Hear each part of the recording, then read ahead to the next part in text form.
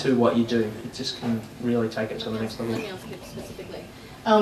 We already talked about the book. What I would love for you, Pip, to tell everybody is those community things that grew out of your blog, the Softies for Mirabelle and the Handmade Help and those sort of things. It'd be great to hear about. I think the danger of having a blog is that you're forever looking inward at your own belly button, and I think it's quite unattractive. So when I realised that a lot of people were reading, I felt like I had to turn that readership back out again and do some things that were important. So we started running some community campaigns. One is called Softies for Mirabelle, and it's in our 4th year this year. And basically, because our blog is mostly a craft blog, we invited crafters from all over the world to make a handmade toy and send it to our store. And then we delivered all the toys to the Mirabelle Foundation in Melbourne, and they support families who have been affected by parental substance abuse. So they do a Christmas toy run each year, and they had to buy the toys previously. So we decided, look, there's all these people making stuff just for the heck of it. Let's make something for a reason. Let's, you know, put those things back out into the community, and, you know, just kind of put layer upon layer into the blog so that it wasn't just look at me and look how great I am and look what I did.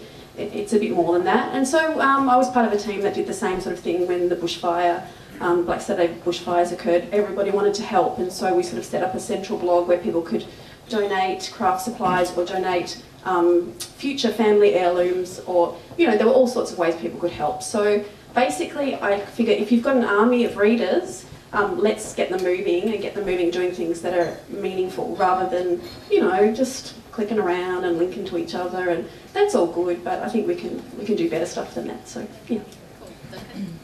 I want to go after Darren next time. Yeah.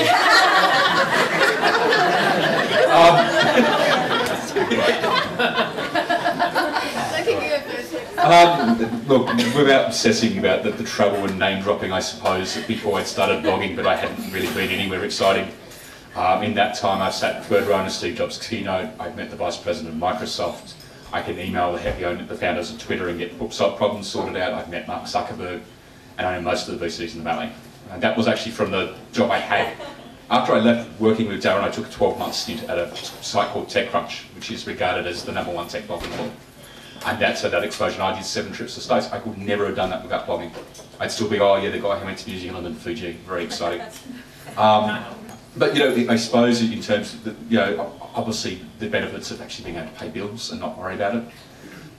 But the community exposure, definitely being able to help others. I don't do it nearly as much as Darren does. But to teach others what you do and give them the same opportunities you had, because when we started there was nothing. There wasn't even ads on blogs. I remember the first time I put ads on blogs and I was tapped. I was selling out blogging by putting ads on blogs. And now it's a multi-billion-dollar business. So I think that's the stuff I get the most out of, is it's talking to people, it's even doing events like this and saying to people, you know what, I'm just the guy who used to live in Bunbury, Western Australia, who somehow managed to get here. You can go first this time. Alright, so I guess a little bit of the balance between passion and profit sort of came up then. It'd be interesting now to find out from each of you, at what sort of point did you were doing it for passion and then it turned into a full-time job, that sort of thing. And I guess as you're answering that question, you know, what sort of trends have happened across blogging in that time? Like you say, you know, there were no ads on blogs before, you know, what's different now than when you started? How many hours have you got?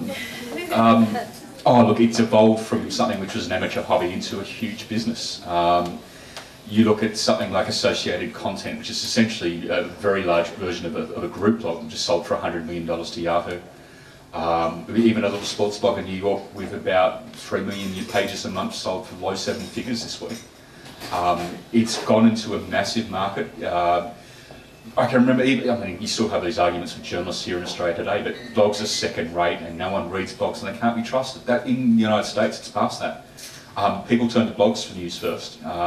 When you actually look at the top 40 news properties in the world, you see the likes of Gawker and Huffington Post and some of the Yahoo sites on there, which are basically blogs. So it's literally grown in 10 years from nothing into this massive industry, which employs, I would think in the States, anywhere in the vicinity of a couple of 100,000 people now.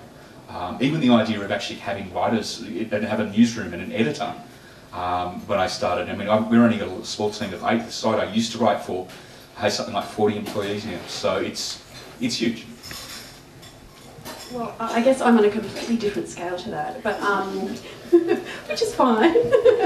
I've noticed a lot of change. I think a lot more people are blogging. When I started blogging, which was November 2006, not a lot of people were blogging in my community then, whereas now I'm finding that everybody's got a blog and everyone's trying to monetize their blogs and everyone's, you know, trying to find content and, you know, I don't know, it seems to be much broader now. But the other big change that I've noticed is because of Twitter, you can have a much more intimate relationship with your readers in the nicest possible way. You can be chatting to people that read your blog in a very informal, lovely way, in ways that you can't in commenting on your blog or, you know, through a blog post. So I think that there are lots of ways to get to know your readers better, which I think is awesome. Because if you know your readers well, then you know, you can write stuff that they really like. So I think it's much more personal, but way more prolific now. I don't remember the question. Was how's it changed? I mean, I go every year, and this in some levels feels bizarre to me, but I go every year to an event of 3,000 bloggers called Blog World Expo. And there's a trade floor filled with booths as an industry, like booths. Yes, it's not one of those. I've seen the pictures, there are some of those.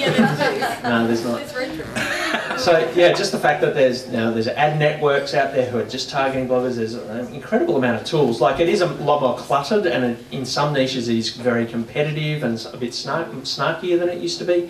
But on the other side of things, there's so many more opportunities to put yourself out there using Twitter and Facebook and YouTube. Like, there's so many ways to spread yourself and sneeze yourself out into the world and drive traffic to your blog as well, which is really great. So yeah, it's changed incredibly.